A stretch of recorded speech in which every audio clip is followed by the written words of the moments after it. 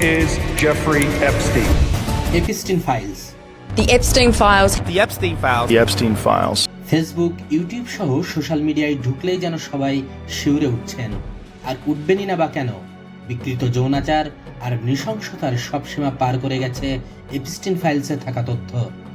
তাই the critics বাংলার দর্শকদের জন্য ভিডিওর প্রথম অংশে সংক্ষেপে কথা বলবো এপস্টিন ফাইলসের খুঁটিনাটি ডিটেইলস, আর দ্বিতীয় অংশে মুভি ফ্যানদের জন্য থাকছে এপস্টিন ফাইলস নিয়ে তৈরি এমন কিছু মুভি, সিরিজ আর ডকুমেন্টারির লিস্ট যেগুলো দেখলে আপনার মুভি দেখার এক্সপিরিয়েন্সের সাথে এপস্টিন ফাইলস সম্পর্কে অনেক কনফিউশন দূর হয়ে যাবে। চলুন শুরু করা যাক। Jeffrey Epstein. Jeffrey Edward Epstein কোনো প্রাতিষ্ঠানিক ডিগ্রি না থাকা সত্ত্বেও একটি স্বনামধন্য স্কুলে গণিতের শিক্ষক হিসেবে তার কর্মজীবন শুরু করেন। 1998 সালে প্রায় $7.95 মিলিয়ন তিনি কিনে নেন লিটল সেন্ট জেমস দ্বীপ। এই দ্বীপটিকে স্থানীয়রা এবং সংবাদ মাধ্যমগুলো এপস্টিন আইল্যান্ড বা পাপের দ্বীপ, আইল্যান্ড অফ সিন নামে ডাকত। এপস্টিন তার ক্ষমতাধর বন্ধুদের আপ্যায়নের আড়ালে এখানে কম বয়সী মেয়েদের পাচার করে এনে যৌন নির্যাতনের আখড়া গড়ে তুলেছিলেন। 2025 সালের 19 ডিসেম্বর মার্কিন বিচার বিভাগ ডিওজে কয়েক লক্ষ পৃষ্ঠার নথির প্রথম ধাপ প্রকাশ করে।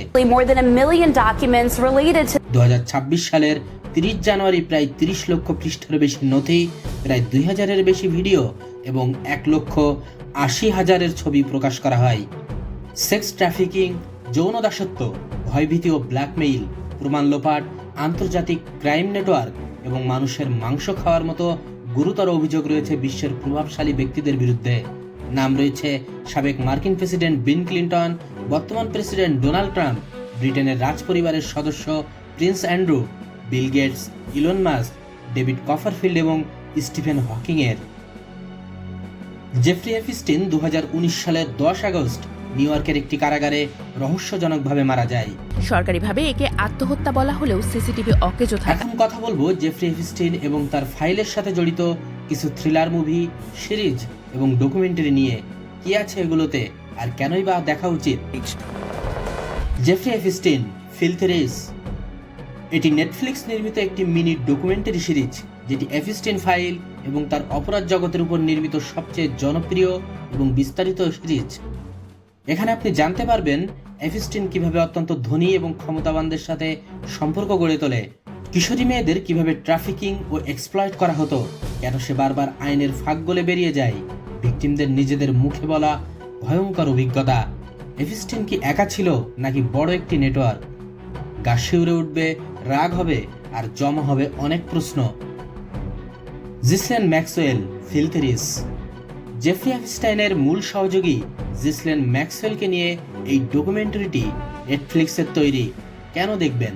এপস্টাইনের ডান হাত হিসেবে পরিচিত জিসলেন কিভাবে এই পুরো সিন্ডিকেট পরিচালনা করতেন এবং মেয়েদের ফাঁদে ফেলতেন তা এখানে নিখুঁতভাবে দেখানো হয়েছে। Surviving Jeffrey Epstein. এই সিরিজে এপস্টিনের ব্যক্তিগত দ্বীপ এবং তার উচ্চপদস্থ বন্ধুদের সাথে সম্পর্কের বিষয়ে অনেক অজানা তথ্য বেরিয়ে এসেছে। যারা ফাইলগুলোর পেছনের সত্য জানতে চান তাদের জন্য এটি দারুণ একটি option. The Prince and the Epstein scandal, BBC. আপনি যদি ব্রিটিশ রাজপরিবার বা প্রিন্স অ্যান্ড্রুর সাথে এপস্টিনের সম্পর্কের ফাইলগুলো নিয়ে আগ্রহী হন তবে এটি আপনার জন্য সেরা পছন্দ। এটি মূলত বিবিসির একটি ইনভেস্টিগেটিভ ইনসাইট। স্কুপ। এই মুভি জেফ্রি এপস্টাইনের সাথে যুক্ত প্রিন্স অ্যান্ড্রুর বড় একটি সাক্ষাৎকার এবং রিপোর্টিং এর গল্প নিয়ে এগিয়েছে। যদি আপনি এমন মুভি খোঁজেন যেখানে প্রভাবশালী ব্যক্তিদের গোপন অপরাধ বা ক্ষমতার অপব্যবহার দেখানো হয়েছে যা অনেকটা এপস্টাইন কেসের মতো, তবে দেখতে পারেন স্পটলাইট। স্পটলাইট একটি সত্য ঘটনা অবলম্বনে তৈরি মুভি যেখানে সংবাদকর্মীরা চার্চের প্রভাবশালী ব্যক্তিদের দ্বারা হওয়া যৌন নির্যাতন এবং তার ধামাচাপা দেওয়ার ঘটনা ফাঁস করে। বম্বশেল। ফক্স নিউজের প্রধান রজার আইলসের যৌন কেলেঙ্কারি নিয়ে তৈরি এই মুভি। She said. হার্ভে ওয়াইনস্টাইনের মতো ক্ষমতাধর ব্যক্তির বিরুদ্ধে সাংবাদিকদের ইনভেস্টিগেশন এবং মুভমেন্ট নিয়ে তৈরি এই মুভি। ভিডিওটি ভালো লাগলে লাইক দিন এবং কমেন্টে জানান ক্ষমতাধর ব্যক্তিদের এই অন্ধকার জগৎ নিয়ে আপনার মতামত কি। সাবস্ক্রাইব করে পাশে থাকুন দ্য ক্রিটিক্স বাংলার। This is the critics Bangla. See you in the next video.